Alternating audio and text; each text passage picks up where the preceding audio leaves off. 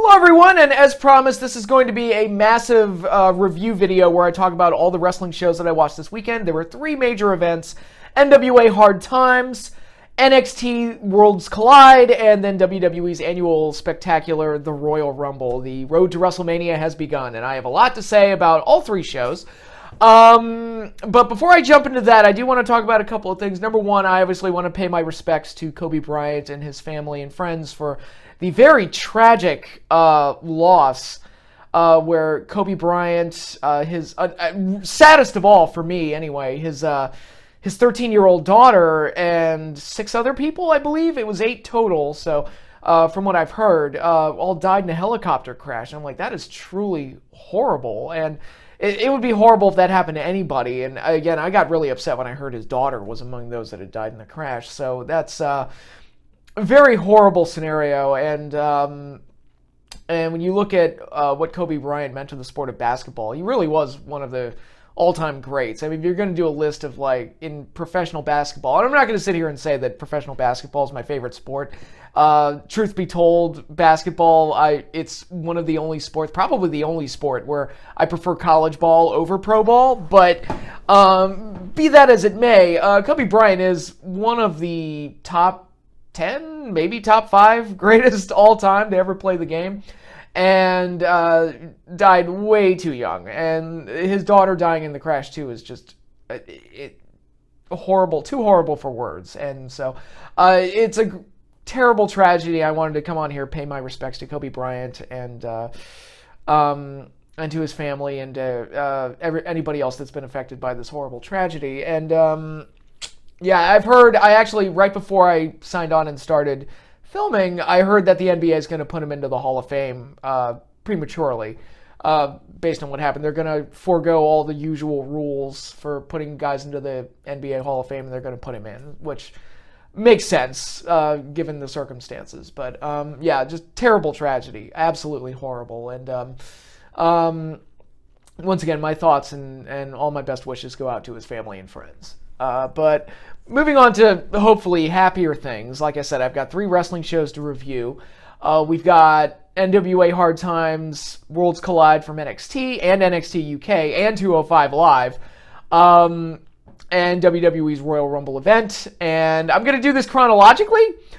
Some people might be disappointed because they probably want to hear me talk about the Royal Rumble first, but I'm going to start with NWA, which was not the first show I saw. It was the first show that aired of the 3. The first show I saw was Worlds Collide, and then I watched Royal Rumble and Royal Rumble and Hard Times earlier today. So I was like, I got my fill of wrestling on this day. But to sum up all 3 shows, I did not hate any of them. I enjoyed all 3 shows to some degree, but I didn't love any of them either. They were like perfect, like middle of the road viewing for the most part, with a couple things in there you go, oh, that's really cool. I'm glad I saw that. But none of these shows were shows that I would say you absolutely need to go out of your way to watch in their entirety, but there's some like certain spots and certain moments that it's like, yeah, you might want to check that out in the highlight package though, because that was pretty cool. Or things, when it gets broken down into YouTube videos or something, it's like, yeah, just watch that clip. I think you'll be okay. And there were a lot of like handful of good things here and there throughout all 3 shows that I enjoyed. So I would say that I liked all 3 shows enough, but I wouldn't like strongly recommend any of them either.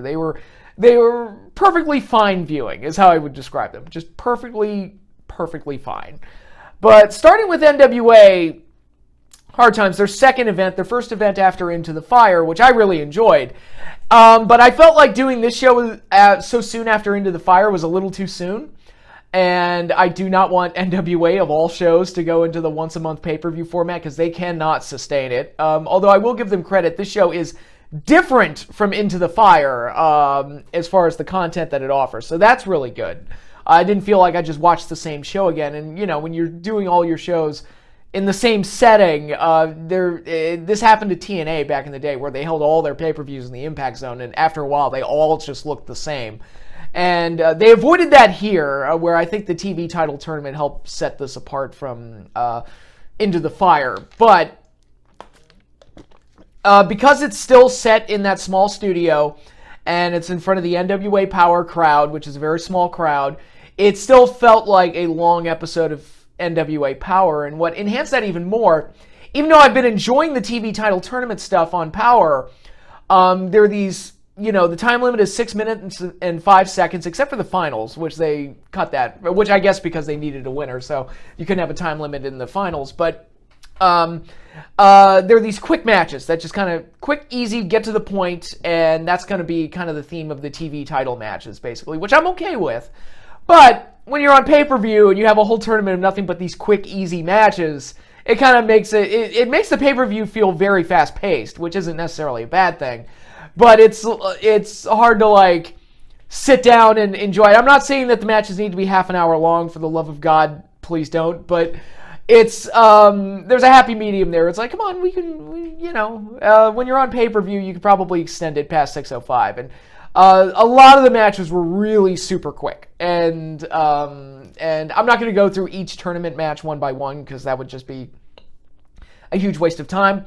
But like I said, it was a bunch of quick, easy, fun matches with fun action throughout. But there was no, great story throughout the tournament. There wasn't a heel that was gaining an unfair advantage, and there wasn't the closest thing to an underdog babyface was the Ultimate Winner, Ricky Starks, who's the little guy in there with a bunch of bigger guys Trevor Murdoch and question marks bigger than him, and who's that ROH guy? Dan Maff, he was in it. So it's they had some bigger guys involved in the tournament. Tim Storm was another one, and Ricky Starks is kind of the little guy. So I guess you would be the underdog, but there was no huge angle developments or major stories going on. It was just a bunch of matches, and then you have a winner, and that was basically it. Pretty simple, but pretty. If you're making me a steak, it's it tastes all right, but there's no sizzle. There's no seasoning. It was just kind of it was there. I enjoyed it. It was fine, but nothing truly of substance happened. I was upset that Question Mark got eliminated in the first round. I was like, oh man. I was kind of hoping he'd win. And I guess that's another weird thing about the tournament is that Ricky Starks won it, which I was again, I guess they wanted to do the underdog babyface thing, but I was also kind of really? You gave it to him? That was your pick?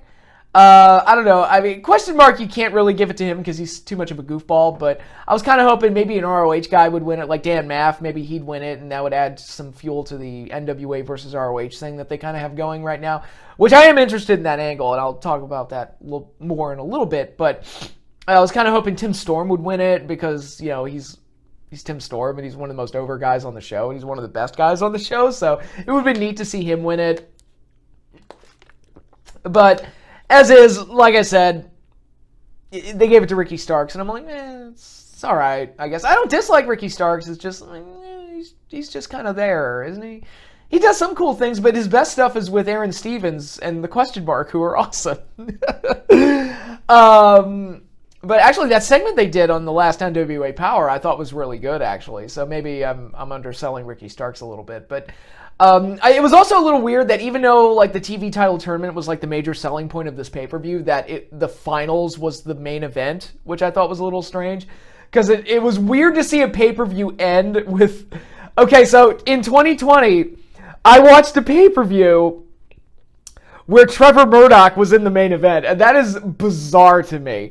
The match wasn't bad. It was a perfectly solid, again, like everything else in the TV title tournament, perfectly solid, enjoyable match. Not a whole lot of sizzle to the steak, but overall it was solid, and then Ricky Starks won, and that was it. And, NWA Power does deliver very simple wrestling really well, but again, when you're on pay-per-view, it kind of raises expectations a little bit. So while I was enjoying the TV title stuff on Power, on a pay-per-view, it just kind of felt like I was watching a long episode of NWA Power that I wish I could say I paid $20 for, but actually on the Fight app, I built up enough credits to get the pay-per-view for free. So I was like, yeah, that's good. I order from the app so often now because of all the wrestling out there that I was able to get a free pay-per-view out of it. So that was cool. But, so that's the TV title tournament, and that was a majority of the show, really. But everything else on the show, I'm happy to talk about as well. We had a triple threat for the NWA Tag Team Championships. The Rock and Roll Express, Ricky Morton and Robert Gibson, defending against the Wild Cards, members of Nick Aldis' new group, Strictly Business, who I really like, by the way. I really like that heel faction. It feels like every show has a heel faction. It's like you've got the Undisputed Era on one, you've got the Inner Circle on another one, you've got Seth Rollins' new group on Raw, which I don't fucking watch Raw. But you've got Villain Enterprises on ROH, and now you've got Strictly Business on NWA. It's like they've all adopted the whole, like, heel, stable, sell mindset. But Strictly Business works for me. I think they have that kind of nice, old-schooly type of feel to them, which fits NWA Power perfectly. But anyway, the third team was Eli Drake and James Storm, and Eli Drake and James Storm won the tag team titles, which thank God, because the Rock and Roll Express out there, it's like, oh my God, Grandpa, please don't get hurt. It's like, oh my God, they legitimately worry me. I thought the match was fine. I thought it was a perfectly enjoyable match. I actually liked it quite a bit. Rock and Roll didn't have to do that much, which thank God, and James Storm and Eli Drake work well together as a team, and I love the promo post-match. I think Eli Drake is one of the most underrated mic guys in the business today, and it feels like only the people that actually watch the shows that he's on realize how good he is. But I'm like, man, could you imagine if he got onto a platform like AEW or NXT and WWE, and they didn't script him word for word? He'd be fantastic. But in any case, Eli Drake and James Storm are the new NWA Tag Team Champions. I think it was a good move. I imagine they're going to go on and feud with Strictly Business because James Storm still has unfinished business with Nick Aldis, so there's probably some stuff that they can do there. And I should also take this time to point out that their next pay-per-view they've announced is going to be in April and will not be in the same venue as NWA Power, which that's already a major plus right there. I was like, all right, so they're waiting until April. Good. They're holding it in a bigger venue. Good. So it's going to give the pay-per-view a very different feel, and we're, it's 3 months away, so it's not going to be too cumbersome, which is fantastic. I love all of that. And the major selling point of that pay-per-view is going to be the Crockett Cup, the return of the Crockett Cup, which with the NWA did one last year, but this is going to be the first one since NWA Power showed up on YouTube. So it's going to be a little bit more exciting, I think, and it'll be interesting to see what teams get involved in this and how everything goes down. And I like me some tag teams, so I'm down for tag team competition-based pay-per-views, so let's have at it. I'm down. I'm absolutely down for this.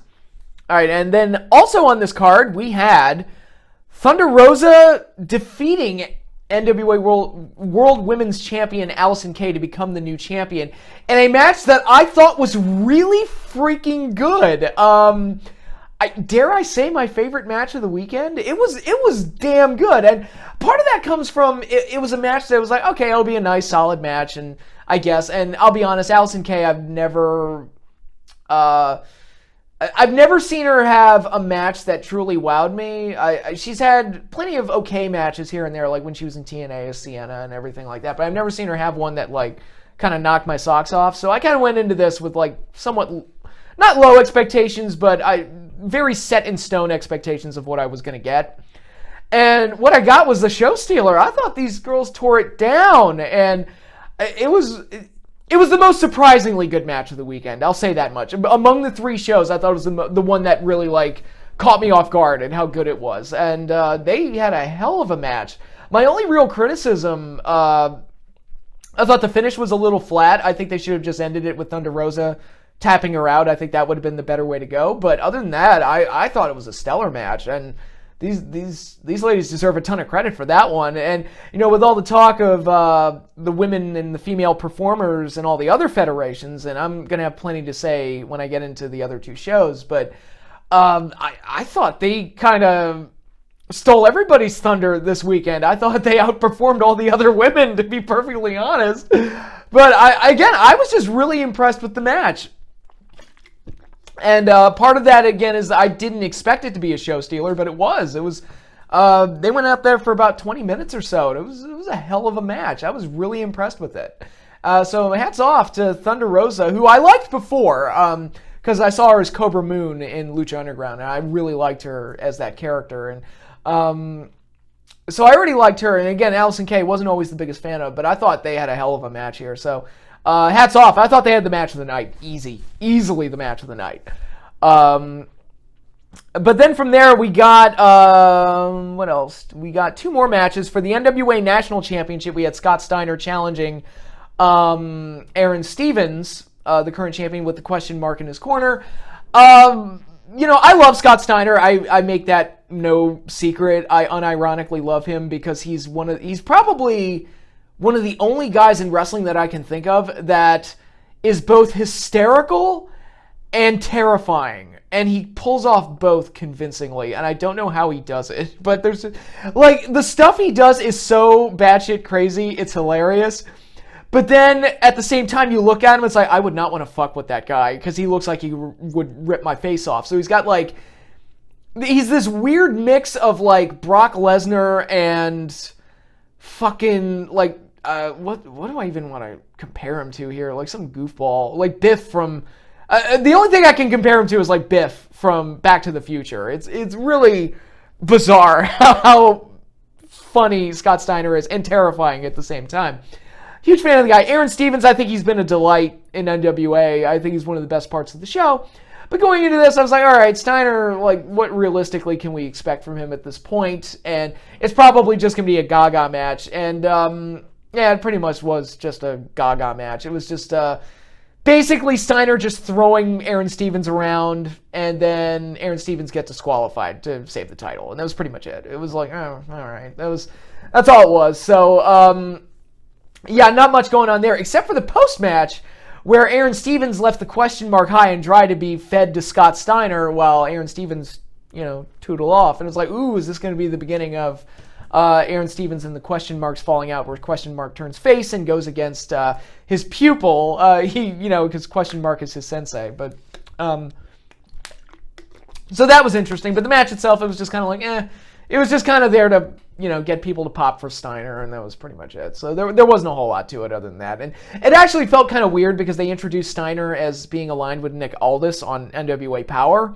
So you're thinking, okay, so he's a heel, right? But now he's here going up against Aaron Stevens like he's a babyface. So it was almost like they wanted to get Scott Steiner in the pay-per-view, but they didn't have anything set for him. So they just kind of threw this match together just to do it. I'm like, meh, all right.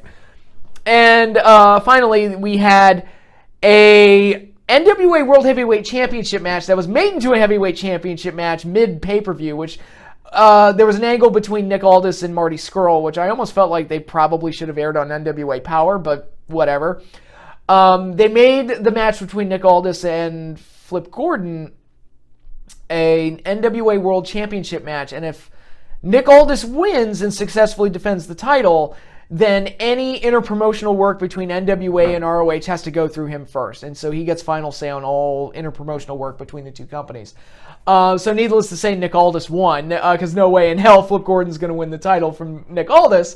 But the match was pretty good. I thought it was a nice showing for Flip, and a nice little stepping stone in this NWA ROH thing that they actually are crafting that seems pretty interesting, actually. And I saw what they were doing on NWA Power to kind of set up some of this stuff, and I'm like, oh, shit.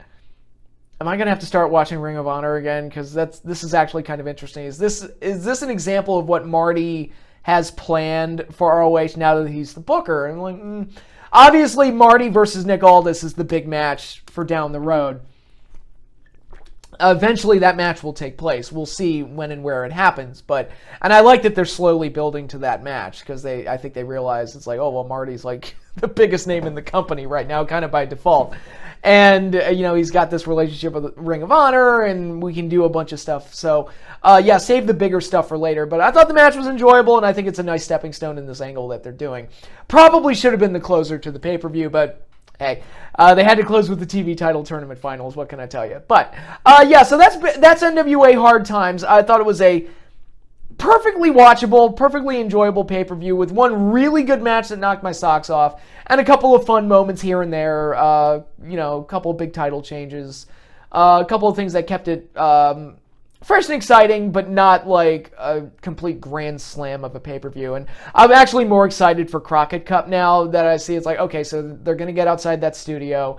They're going to have the Crockett Cup, which is kind of neat, and they're actually waiting until April, so we're not going to get another one for a while. At least that was my understanding anyway. But so yeah, that's NWA Hard Times.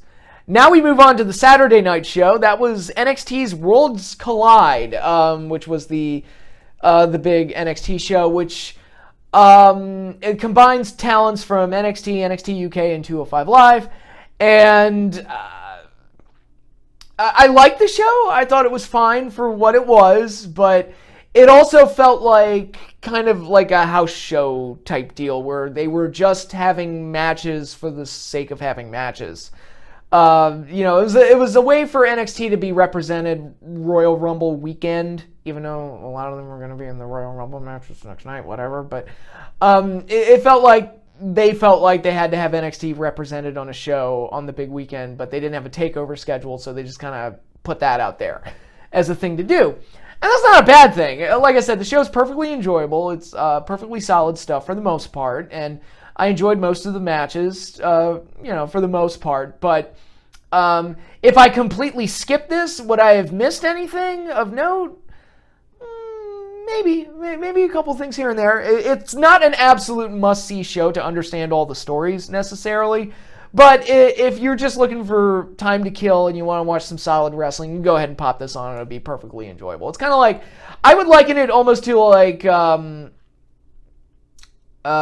kind of like going to a house show. It almost kind of felt like a house show in a few ways. Probably bigger than a regular house show, but not like smaller than like a standard NXT takeover. So somewhere in that middle ground. But I did not see the pre-show matches for either Worlds Collide or Royal Rumble, so I have no idea what happened. Kaylee Ray defeated Mia Yim. I didn't see the match. But watching the show, we started off with Finn Balor defeating, and I'm going to butcher his first name, Ilja Dragunov, who I've never seen before because I don't watch NXT UK. Love the name. The name is super cool. The match, I thought it was okay. The crowd didn't seem to know who Dragunov was, so that was probably an issue, but the match just didn't really fully click for me. It was just a fairly standard by-the-books match, if that makes any sense. It was there, it happened, I was okay with it, but Dragunov didn't really excite me enough to, like, ooh, I gotta see what he does on NXT UK now. I gotta start watching that show. Nothing like that. It was just it kind of felt like Finn Balor, like an extended Finn Balor squash match. Even though it wasn't a squash match, it kind of felt like it was just there to make Balor look good, and that was it. So I was like, all right. So that was the opener. Then we got the four-way for the Cruiserweight Championship. Angel Garza defending against Isaiah Swerve Scott, Travis Banks, and Jordan Devlin. I used to say this about all the X Division multi-man matches, and I've said it about any other time they do multi-man matches like this. It's a spot fest, so you know what you're getting. It's a spot fest. You know exactly what you're getting. You've seen one of these matches. You've seen at least 95% of them. And this was no different. It was the type of high-flying spot fest that you would expect out of a modern age multi-man match. You hit most of the same beats that you would expect, and it was just a nice display of athleticism and spots, and enjoyable for what it is. It's completely enjoyable for that, but it's also the type of match I know I'm not going to remember in 2 weeks. So it's one of those, and it's like the same thing. Bringing up the old X Division matches I used to talk about, and the Money in the Bank ladder matches. Like, look, the only thing I'm going to remember about this match is the winner. So, and in this case, the winner was not Angel Garza. He dropped the title to Jordan Devlin, who I don't believe I'd ever seen before prior to this. But I guess that's fine. It's fine. The problem, and I think I've mentioned this before, the problem with the WWE's Cruiserweight division now is that a lot of cruiserweights are in the main event scene. Like, when you have Daniel Bryan going for the WWE Universal title, and you have AJ Styles as like a regular contender, and you have guys like that competing for the big boy belts, it's kind of like, well, what's the point of a cruiserweight division? It's like there's no point. And I know, granted, like, not all of those guys are going to move up to the heavyweight ranks, because not all of them are like have the charisma or the star power or the talent to make it up to that main event level. So it's good to give them something to do. It's harder to set the cruiserweight division apart from the other titles in the other divisions when you have guys at the main event level doing a lot of the exact same stuff. And see, that was why WCW's cruiserweight division worked so well, because they existed at a time when the main eventers were Hulk Hogan and Roddy Piper, and like Sting was probably the closest thing to a cruiserweight that was in the main event scene. And you know, the cruiserweight division was at its best when Sting wasn't wrestling at all. So it's there's no like real contrast between the two. Not like there used to be. And so it's harder for the cruiserweight division to really stand out, I think. But as is, I thought it was a perfectly enjoyable match. And if you really, really like those kind of spot festy matches, you'll really, really like this. Next up, we had the tag team match that I was kind of looking forward to the most of this card. DIY reunited, taking on Mustache Mountain. So we had Johnny Gargano and Tommaso Ciampa teamed up again to take on Trent Seven and Tyler Bate. I thought, and this match is getting rave reviews online. I thought it was good. I wasn't blown away by it. It kind of felt like, how do I want to put this? It kind of felt like a normal tag match until the end, when it turned into like a no tag free for all, like a lot of modern day tag matches do, especially if you watch AEW. It just kind of felt like one of those, and it was perfectly enjoyable. I liked it just fine. There was that weird spot where DIY was going to do like a high-low or something, and they hesitated, and that was weird. But everything else was enjoyable. It was an enjoyable, solid tag match. It did not blow my socks off like I think it did for a lot of other people. But, you know, and I'm not trying to be a contrarian, just be a dick. I thought the match was perfectly fine, but it's maybe it's because there was no big story or no big championship involved. It was just, again, it was just a match for the sake of having a match. But it was fine. DIY got the win, which I fully expected, given that this was their reunion match, unless they did another turn for the 17th time. But for what it is, I think it's a perfectly solid match, but not my favorite match on the show. We'll get to that a little bit later. Next up, though, is my least favorite match on the show. Rhea Ripley successfully defending the NXT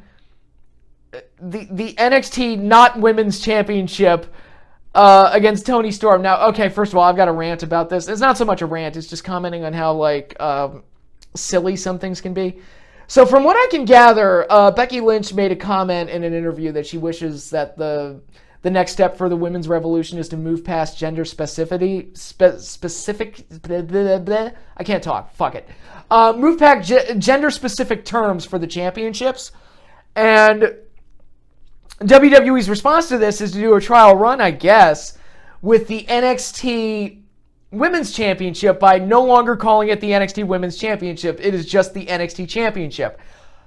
Why this is stupid, I will count the ways. Number one, political correctness continues to be this bizarre snake that keeps eating its own tail, where for years, and years and years and years, like the last, 3, 4, 5 years now, WWE is pounded into our fucking skulls. Women, women, women, women, women, women, women, women, women, women, women, good God almighty women. They have just pounded that into our fucking skulls. And I'm not opposed to that necessarily, as long as they deliver.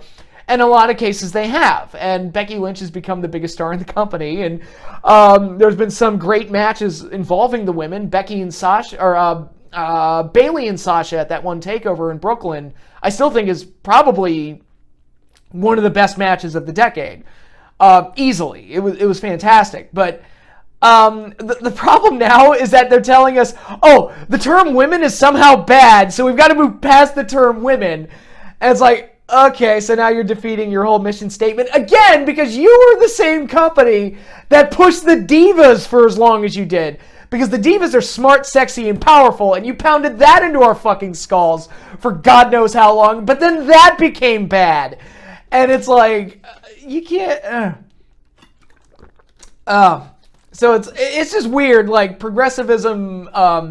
What's great today becomes bad tomorrow, and it's just annoying. But this is doubly stupid because you already have Adam Cole walking around claiming to be the NXT champion, and now you have Rhea Ripley claiming to be the NXT champion.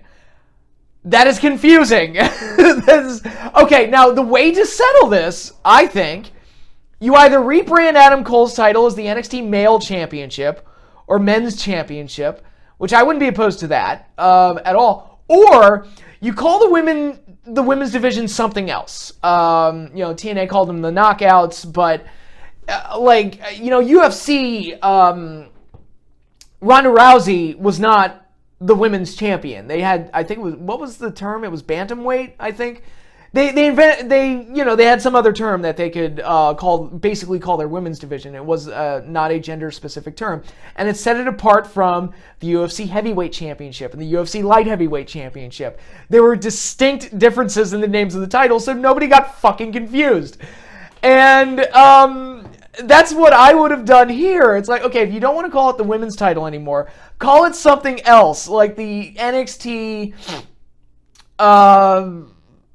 I don't know, like the bantamweight. Let's just say bantamweight, just to use that as a placeholder. The NXT bantamweight title or something like that. Just how hard is that? Like, how hard is that? But anyway, I've ranted long enough about that. I thought the match between Ripley and Storm was bad. Not like the worst of all time or anything like that, but just a dull, flat, kind of clunky match, and I don't know what it was. I don't know why it didn't work. The match just wasn't good, and I don't know why it turned out the way it did. I typically like Rhea Ripley's work. Storm, I've seen very little of. I should see more of her, though, because I think her butt was the best part of the match. Her butt was probably the best part of the show, but yes, I'm a pig. I'm allowed to be a pig. It's fine. But I don't know. The match just didn't work for me. And some people were complaining that it was too short, and I was like, dude, that match was. Thank God it was short because it was not going well, and the match just didn't work for me. And that's unfortunate. You never want to have a bad match, but I think maybe part of the problem was, and I could tell this based on just from watching last week's NXT that. Okay, Storm is just there to lose. Like, she's not... There's absolutely no chance that she's beating Rhea Ripley for the title. And I almost feel the same way about Bianca Belair coming up at the next TakeOver, although Bianca at least got a strong performance in the Royal Rumble to kind of build her up to that, at least. So I'd say Bianca has a higher probability of winning the belt than Toni Storm did. This was just a match to pad Rhea's stats, basically, which is not always bad to have those type of matches. It's just, there's just very little intrigue there when you know the champion is obviously going to win. And this was a case where you knew the champion was obviously going to win. And so maybe that hurt it a bit. I don't know. But the match just didn't work for me. I thought it was the weakest match on the show. But now we go from the worst match to the best match. My personal favorite match on the show was the 8-man tag team match between Imperium and the Undisputed Era. This was the only match on the show that felt like, well, it had like legitimate story behind it, even if it was kind of, well, not so much. I don't want to say rushed, but it wasn't like a major focus up until this past week's NXT. But at least it felt like there was some bite there, and there was something I could sink my teeth into. So it had something, and it's the two heel factions from the two NXT shows crossing paths and beating the shit out of each other. And I enjoyed the match. I felt bad for Alexander Wolf getting hurt. I hope he's okay. I haven't heard any updates on his condition, but I think what I really liked about this match was the booking of Walter, and I haven't watched too much of Walter in WWE. I said that the match he had with, was it with Pete Dunne? Yeah, it was Pete Dunne where he won the NXT UK title. I was not overly impressed with that match, and then I saw him at Survivor Series, and WWE made him look like a chump. It's like, well, why the fuck was he even in the match? What the fuck was that? And this is the best that Walter's looked in all the times that I've watched him in WWE. because they basically made him look like a monster where he just threw people around, and then when they slammed him to the table, he came back and had like his Godzilla come back and just beat the shit out of everybody, and Imperium got the win. It was one of the rare cases of Undisputed Era getting beat. And they actually suffered a big loss on NXT last week with Keith Lee winning the North American title off of Roderick Strong. So trouble in paradise over there with the Undisputed Era. Very interesting. I still don't like that name. The Undisputed Era. It just doesn't sound right. But I thought the 8-man tag was really well done. I thought it was pretty good. A great main event to the show. And, the main reason to check out Worlds Collide, I would say. It's I would even say it's like, yeah, you can watch everything else if you want, but I would even say just skip everything else and go to the 8-man tag. That was the best thing on the show. So, I enjoyed the closer. I enjoyed most of the rest of the show, but again, it's not like... I don't think this show's going to stick with me long term. It was just a house show the night before the Royal Rumble. That's kind of how I looked at it. And to that end, it was fine. It was perfectly enjoyable, but not something that was overly memorable either, except maybe for Walter in the main event. So... there's that. And let's close out with the Royal Rumble itself, the big show. Again, I didn't watch the pre-show matches. We had Sheamus versus Shorty G. Are they still running with Shorty G? Jesus Christ. You can't convince me that people in WWE, whoever is working creative and came up with that, you cannot convince me that whoever came up with that honestly doesn't want to fuck with Chad Gable. Like, this is a rib on him. It has to be. It fucking has. Nobody thought that was a good idea. I refuse to believe that. And then you had Andrade successfully defending the U.S. title against Humberto Carrillo.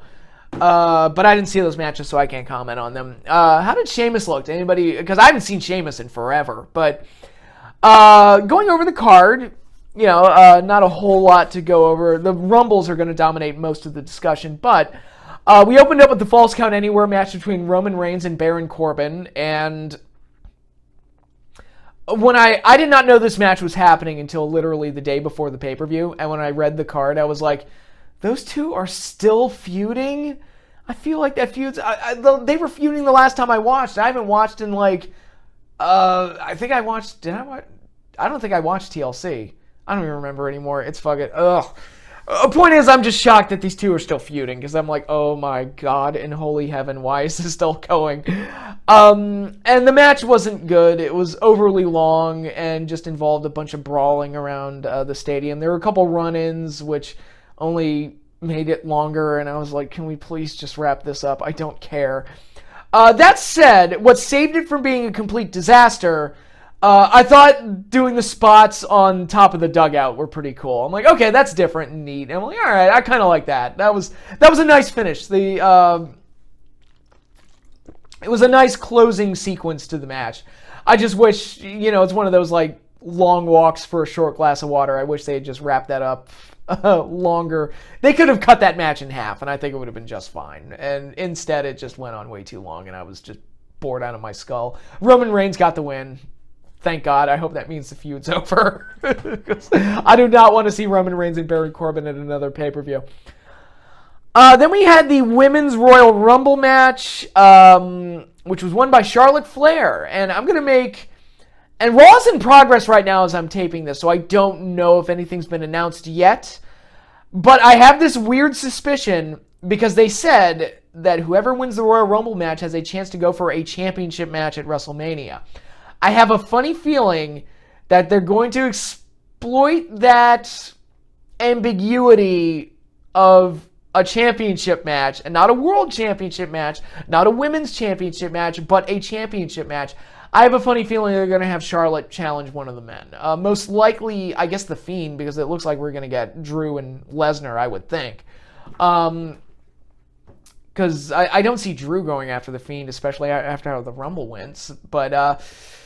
I would not be surprised if they had Charlotte challenge one of the men, and it totally would not be a reaction to Tessa Blanchard. Not at all.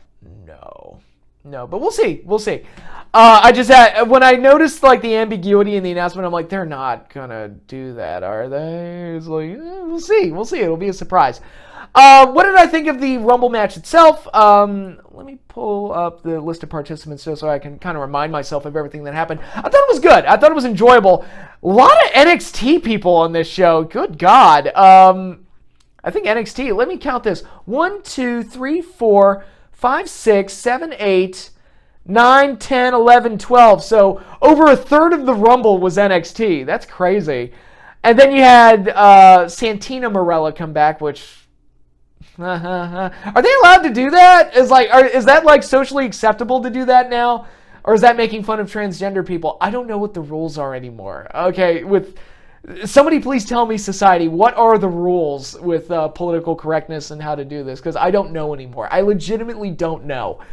But anyway, a couple standouts. I like seeing Molly Holly there. I always mark for her because she was one of the ones that kind of got booked like shit back in the days when the Divas were being pushed, and she was actually a good worker.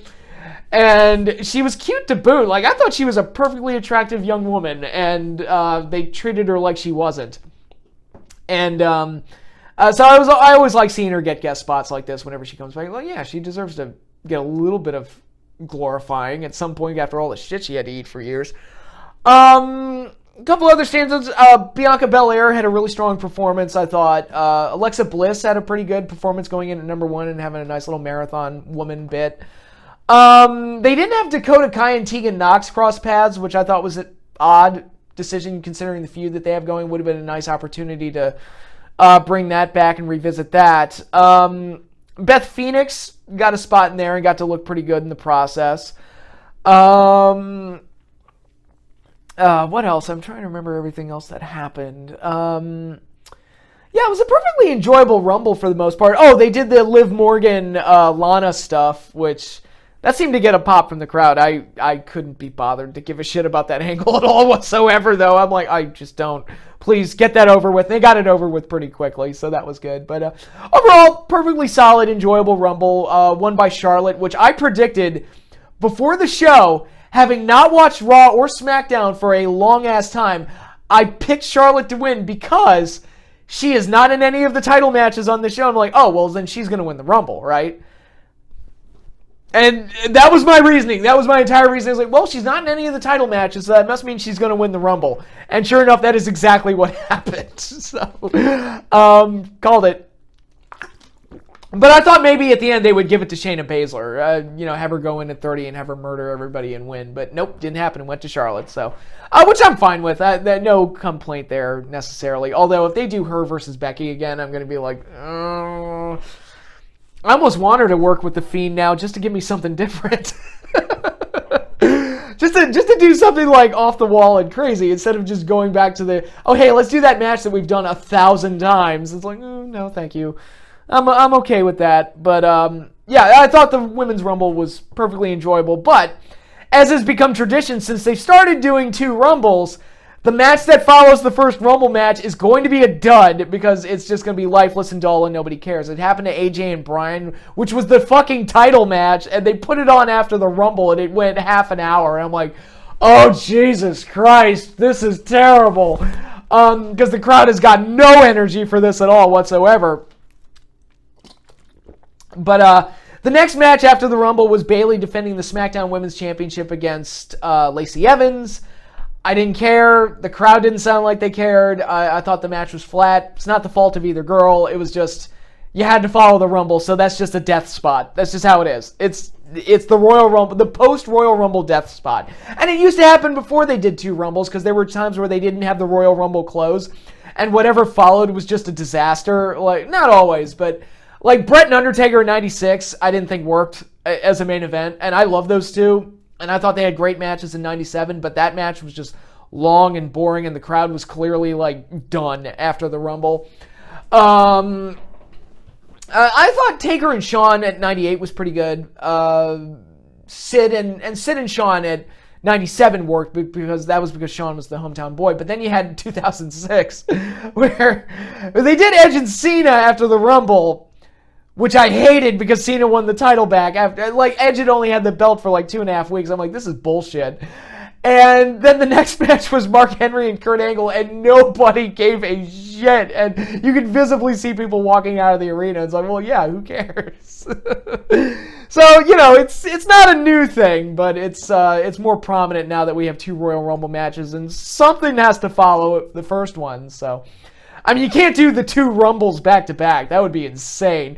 One of these years they're going to do it. It's going to be absolutely fucking madness. So, like, it's just going to be straight Royal Rumble action for 2 straight hours. It's going to be insane. But anyway, Bayley and Lacey Evans, it's like, look, it's not that the effort wasn't there. It was just that the spot they were in, that match just wasn't going to be good. It's just how it is. And is Lacey Evans a face now? When did that happen? Again, I don't watch SmackDown, so I wasn't aware that took place. But anyway, then we had the Universal Championship strap match. Daniel Bryan taking on the Fiend Bray Wyatt, who was the champion, and this is the best Fiend match by default because they did not do the goddamn red lighting. Improvement. I like it. The match itself was okay. I didn't think it was like a stellar home run hit or anything. But, and again, they had to follow a Royal Rumble, so, you know, you kind of run the risk of the crowd not being overly invested in it. But I thought the match was overall okay. I thought Daniel Bryan got his spots in. It wasn't a ridiculous shit fest like the Fiend's previous matches with Seth Rollins were. I like the Fiend's whole presentation. It looks a lot better without the red lighting, and I talked about this in comparing it to Undertaker, and Taker talked about this on the Broken Sessions with Steve Austin, where he said Vince didn't want him to wrestle, he wanted him to portray the character and the psychology of the character, and they're doing that with the Fiend, and I'm completely on board with that. I was like, yes, absolutely do that. It sets him apart from everybody else. But for the love of God, don't do the red lighting because it's stupid and I can't see what's going on.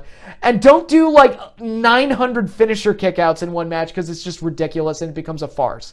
Don't do that shit. Everything else, you want to have him no-sell, that's fine. You want to have him tear through and dominate everybody, that's fine. You want him to have him use the mandible claw as a choke slam, which actually looked pretty cool. That's fine. I'm completely okay with all of that. So, from a booking standpoint, I thought this was easily the Fiend's best match to date. And it's because they just fixed a lot of the stupid shit that was just killing his previous matches. So they learned from their mistakes. How was the match? Otherwise, it was perfectly fine. It wasn't like a runaway hit or anything, but really it was just another big win for the Fiend. I thought it was very interesting that they didn't do this match. They didn't do this match at WrestleMania. I thought maybe they would save this for Mania, but they didn't. So it makes me wonder, what are they going to do with the Fiend? Fiend versus Charlotte? Because they're obviously not doing Lesnar and Fiend like my original idea was, but I'll get to that in just a minute. And then after this match, we got Becky Lynch versus Asuka for the Raw Women's Championship.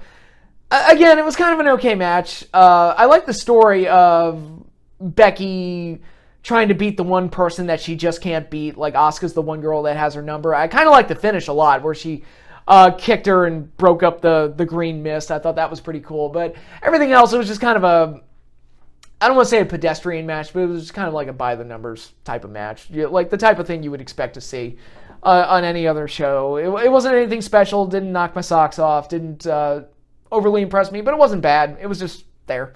Becky Lynch retained, which I expected, and please don't do Becky and Charlotte at WrestleMania, please, because we've seen it. I'm done.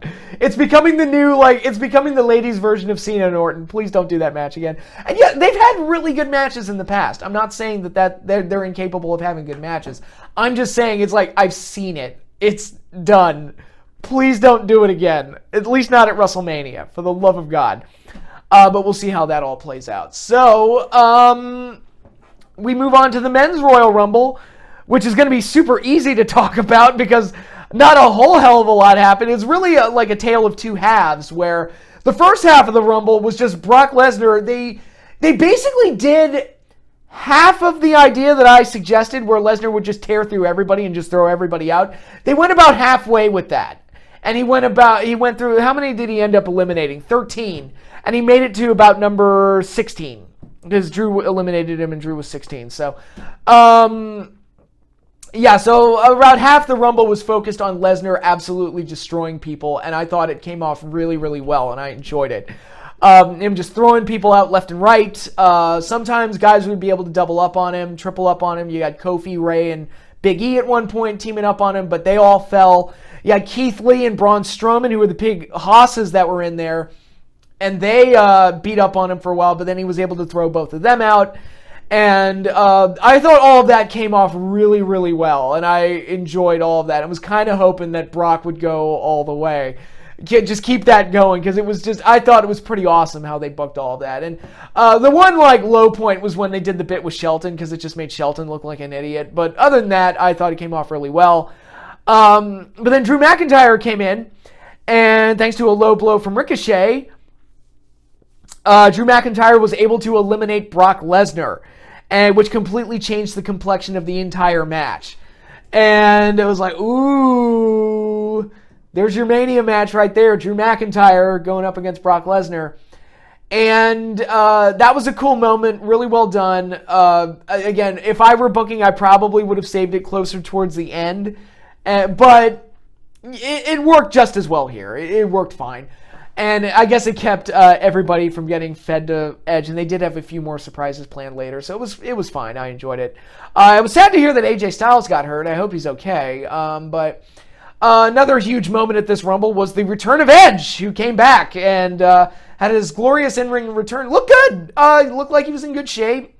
Hit the spears well, which is something he didn't do all that often when he was a full-timer. Like, I always thought the spear was a bad finisher for him, but he made him look good here, so props to him for that. And but really the big thing, obviously, is that when it was all said and done and the smoke cleared, Drew McIntyre ended up winning the Royal Rumble, which was a surprise to me. And I'll ask this to people who've actually been watching Raw and SmackDown, because I haven't.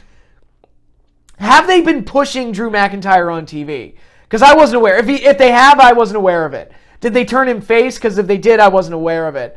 I'm not necessarily opposed to this move. I've always liked Drew, and I think Drew's got a great look, sounds great on the mic. His accent actually enhances his voice, where he sounds like intimidating as fuck. And I thought when they made him part of the three-man band, that was such a disgraceful waste of his talent. Because I liked the guy way back in like '09. I was like, oh, I think there's something to that kid. And apparently they did too, and then they decided to squander him because, whatever. I'm sure he forgot to shake somebody's hands, or apparently his ex-wife was a bit of a nut backstage or something. I don't know, but it felt like wasted potential back then. And even as he's come back, and yeah, they gave him the match with Roman last year at Mania, but that didn't really do anybody any favors. And it felt like they want to use him, but they haven't really pulled the trigger or anything. So I guess now it's like, all right, he beat Lesnar and he won the Rumble, so I guess they pulled the trigger now. So it's got to be Lesnar or McIntyre at Mania, I would think. I mean, they've got their setup.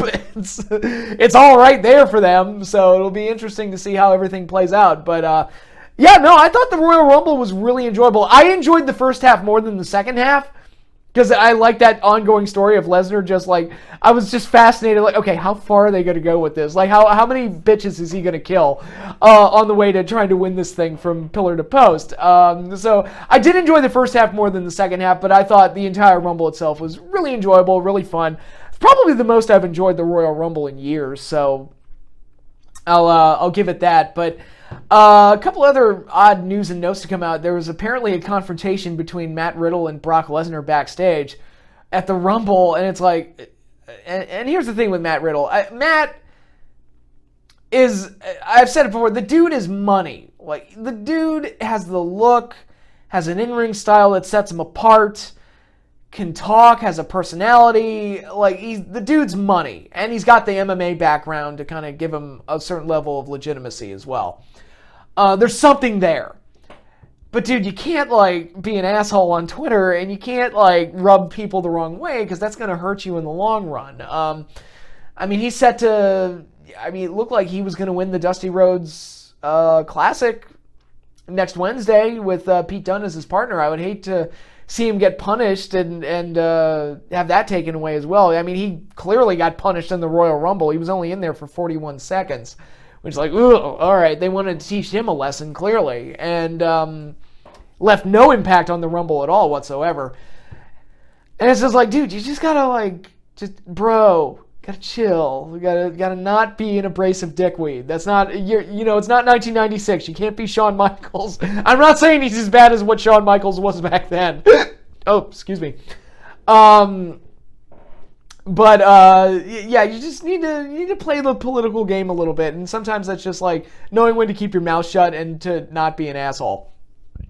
But yeah, so that's the Royal Rumble. I thought the 2 Rumble matches were fun. I thought all the in-between matches were either okay or didn't quite work. Whatever, they were just space-filling time to get to the Rumbles, basically. There was nothing terrible that happened that made me want to die, so that's good. The worst thing on the show, honestly, was the commentary. The commentary was fucking atrocious.